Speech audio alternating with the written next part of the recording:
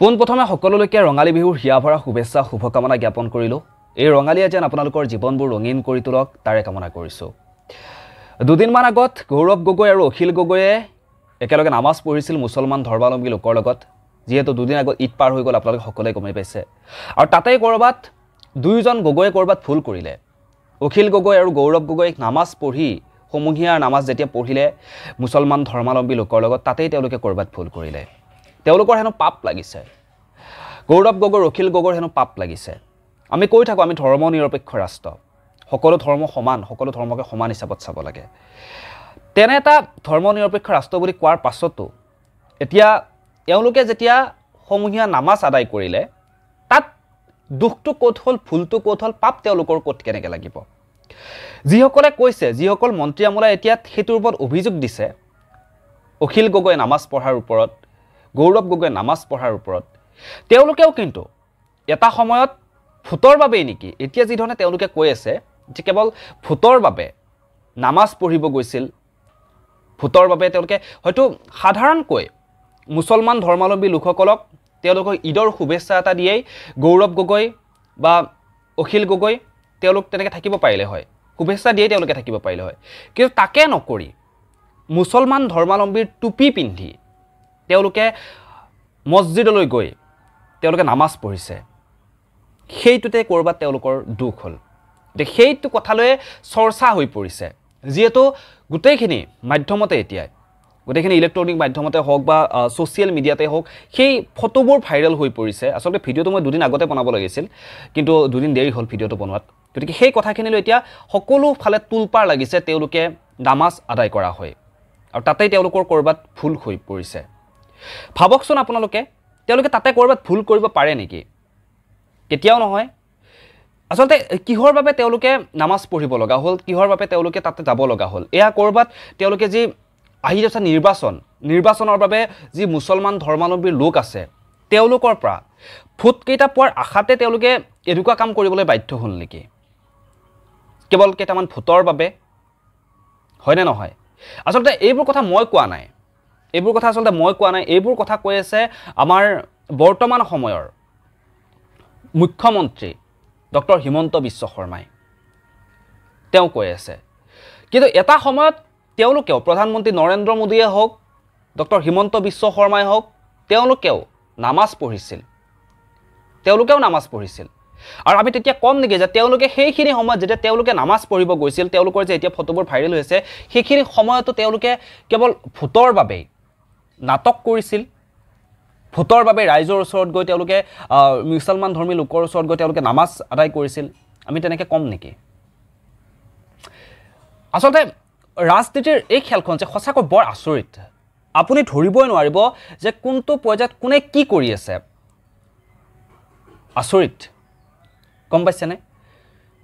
ইয়াতে ৰাজনীতি জগতখনত আহিব লগা হ'লে কেৱল আপুনি যে এটা দিশতে পাৰ্গত হ'ব লাগিব তেনেকুৱা নহয়, আপুনি সকলো দিশতে পাৰ্গত হ'ব লাগিব। আপুনি কথা কোৱাৰ ক্ষেত্ৰত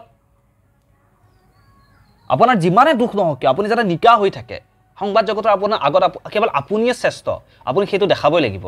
আপোনাৰ ওপৰত হাজাৰ অভিযোগ নাথাকক কিয়, আপুনি নচ্ছাত কৰিব লাগিব অভিযোগবোৰ, মই কৰা নাই, তাৰহে ভুলটো আপুনি তেনেকুৱাই দেখুৱাব লাগিব। গতিকে নাচৰ লগত এতিয়া যিহেতু দেখিছে আপোনালোকে, যি নিৰ্বাচনৰ সময়, এইখিনি সময়ত যি যায় কিন্তু যি ধৰণে ডেন্স কৰে নেতাবোৰে যায়, এনেকুৱা লাগে যে সকলোফালে তেওঁলোকে প্ৰস্তুতে হৈ থাকে।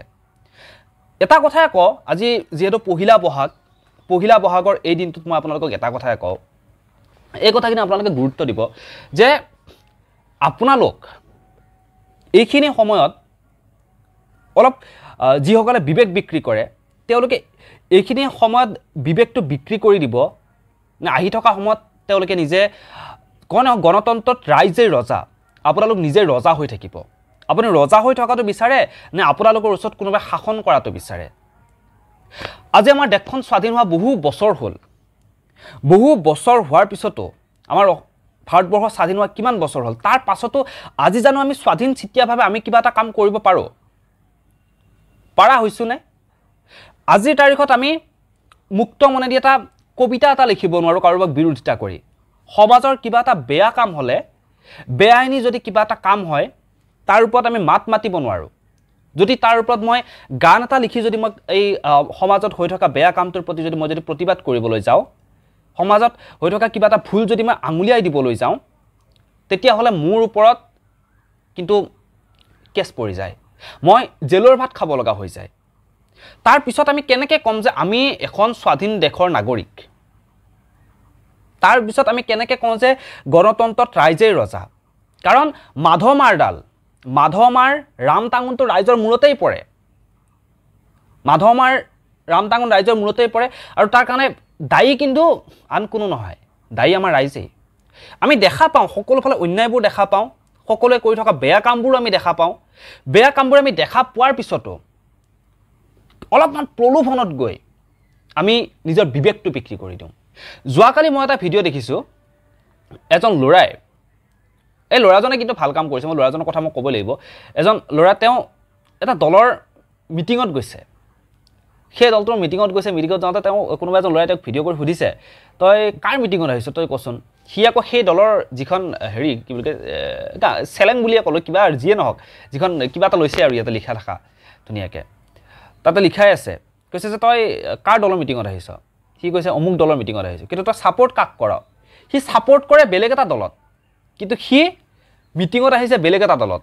তেতিয়া তাক সুধিছে যে তই ইহঁতৰ দলকতো ছাপৰ্ট নকৰ, তই ইহঁতৰ দলত কিহৰ বাবে আহিছ?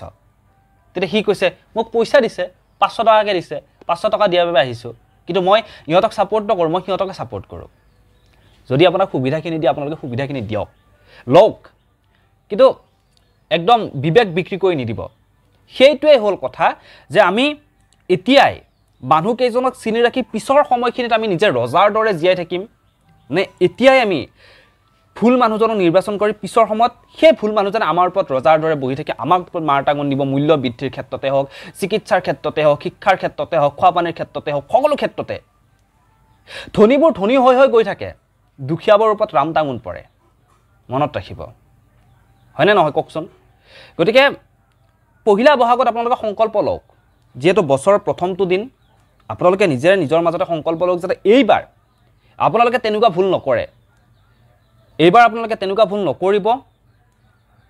নিজৰ বিবেকক সুধি, নিজৰ বিচাৰ বিবেচনা লগাই এজন ভাল প্ৰাৰ্থী আপোনালোকৰ লগত, যোনে জনতা জনাৰ্দন বুলি কয় ন, জনতাৰ লগত থাকিয়ে যাতে তেওঁ যাতে কামবোৰ কৰিব পাৰে, তেনেকুৱা এজন প্ৰাৰ্থী আপোনালোকে নিৰ্বাচন কৰক। আপোনালোকৰ কথা শুনা, আপোনালোকৰ লগত থকা, এতিয়া আহি আপোনালোকৰ ভৰিত ধৰি দীঘল দি আপোনালোকৰ ভৰিত ধৰি পৰিব, কেৱল এটা ভোটৰ আশাত। এটা ভোট লাগে তাৰ কাৰণে নানা ধৰণৰ মানে আপোনালোকক প্ৰতিশ্ৰুতি দিব, বিভিন্ন ধৰণৰ প্ৰতিশ্ৰুতি। এতিয়া দিয়া সেই প্ৰতিশ্ৰুতিত যদি আপুনি ভুল যায়, তেতিয়াহ'লে কিন্তু পিছৰ সময়লৈ বেয়া হ'ব। আৰু এটা কথা মনত ৰাখিব, আপোনালোক জানে, যিসকলে জানে তেওঁলোকে জানে, আৰু যিসকলে নাজানে তেওঁলোকক কিন্তু সহজতে তেওঁলোকৰ ব্ৰেইনবোৰ ৱাছ কৰি দিবলৈ খুব ভাল। কাৰণ সকলোৱেতো জ্ঞাত নহয় যে কোনজন ভাল কোনজন বেয়া, চিনি পোৱাত সকলোৱে ইমানখিনি নাজানে। যিসকলে নাজানে, যিসকলে গম নাপায়, আপোনালোকে তেওঁলোকক বুজাওক যে কোনজন প্ৰাৰ্থীক আমি কিহৰ বাবে ভোট দিব লাগে। সেই কথাখিনি আপোনালোকে যিসকলে নাজানে তেওঁলোকক বুজাওক, কাৰণ তেওঁলোকৰ কিছুমান ভুল সিদ্ধান্তৰ বাবেই কিন্তু পিছৰ সময়খিনি বেয়া হৈ পৰিব। গতিকে আগন্তুক সময়ত আজি পহিলা বহাগৰ দিনা বছৰ প্ৰথমটো দিনতে আপোনালোকে সংকল্প লওক যাতে আহি থকা নিৰ্বাচনত এজন ভাল প্ৰাৰ্থী আপোনালোকে ভোট দি জয়যুক্ত কৰিব, যিজনে আপোনালোকৰ লগত থাকিব, আপোনালোকৰ কথা শুনিব। সেয়াই। বাকী আপোনালোকৰ মতামতবোৰ আপোনালোকে কমেণ্ট বক্সত কমেণ্ট কৰি মোক জনাবৰ কাৰণে একেবাৰে নাপাহৰিব। সকলোলৈ ৰঙালী বিহুৰ হিয়া ভৰা শুভেচ্ছা শুভকামনা জ্ঞাপন কৰিছোঁ। ভালে থাকক, কুশলে থাকক, ৰঙালী আপোনালোকৰ জীৱনবোৰ